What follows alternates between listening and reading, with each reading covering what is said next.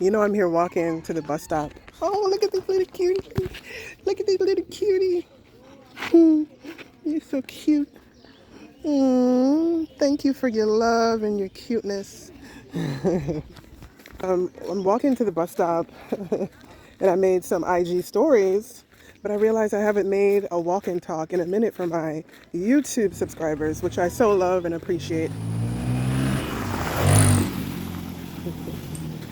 So yeah, I was just here walking and thinking to myself as I usually do. A lot of things have been happening in my life recently, and I want to say that I'm grateful for all the masculine energy that I'm connected to. I speak a lot about the patriarchy and the things, the violence and all the things enacted by the patriarchy and colonization, but that is of no, there is no, that's not against all men, for one. The patriarchy is not all men. You have men that honor the feminine. You have men that protect the feminine and support and provide for the feminine. And I want to give my gratitude and love to those men.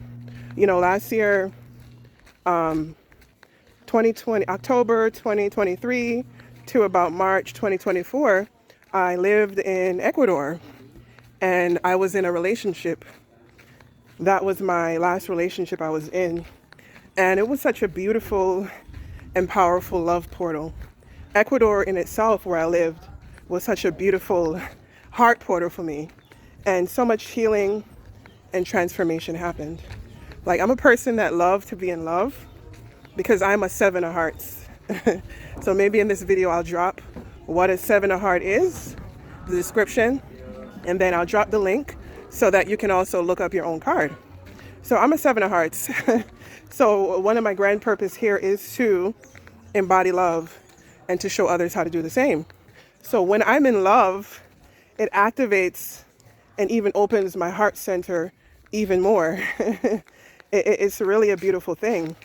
And relationships are just such powerful portals for us to grow and for our healing and our transformation if we allow it and if we are conscious in the process and in the relating. But I say all of this to say is that that last relationship really healed so much within me. It really healed, my father wound that I've been carrying for a long time, and which affected the kinds of men that I attracted and the kinds of men that I was attracted to. Pretty much, I haven't seen my father since I was 12. We've talked, we've maintained connection over the years, but that separation, it affected me. It activated my abandonment wound, and subsequently, subsequently, through that wound, which needed to heal, I just attracted unavailable men, mirroring that pattern of my father. So this last relationship in Ecuador with Paulo, Paulo Realpe, I'm so grateful.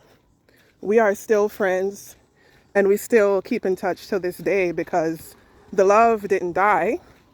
I think today I even love and respect him more as a man because I see the love within him and his spirit and what he does. And, I even see his own trauma and patterns from both his mother wound and father wound that made him show up in certain ways.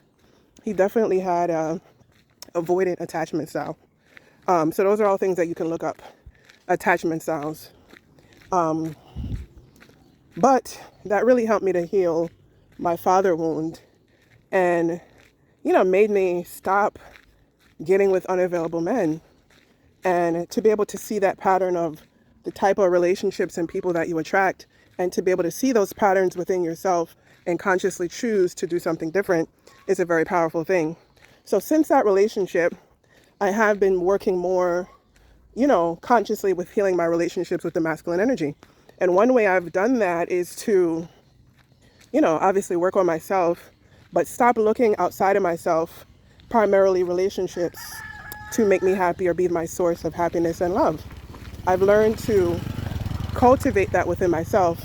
So when I meet a man, I'm not coming from this place of lack and wanting love and projecting my desires onto them. That is what so many people do. We come from a place of lack and then we project our desires onto other people. So through this whole process, it really made me examine my relationships with the masculine more, and even how men relate to the feminine. And in this society that we've been given, so much of the relating that we're used to and that we're seeing in society is based on the physical level, the sexual level. And we're not able to tap into the heights and depths of being able to connect intimately and connecting intimately without sex. And then when we do connect through sexuality or through sexual energy, to understand the power of sexual energy, that it is spiritual and creative energy that we can channel and utilize for both our healing, our growth, our transformation, and to also manifest things that we desire in our lives.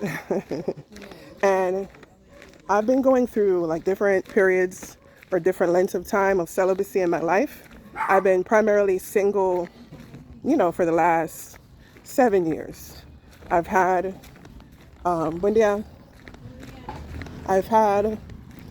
some relations with some chosen people, but primarily I've been single. But during that time, learning about sexual energy and being able to cultivate and direct it for my healing and empowerment and manifestation has been a big thing for me.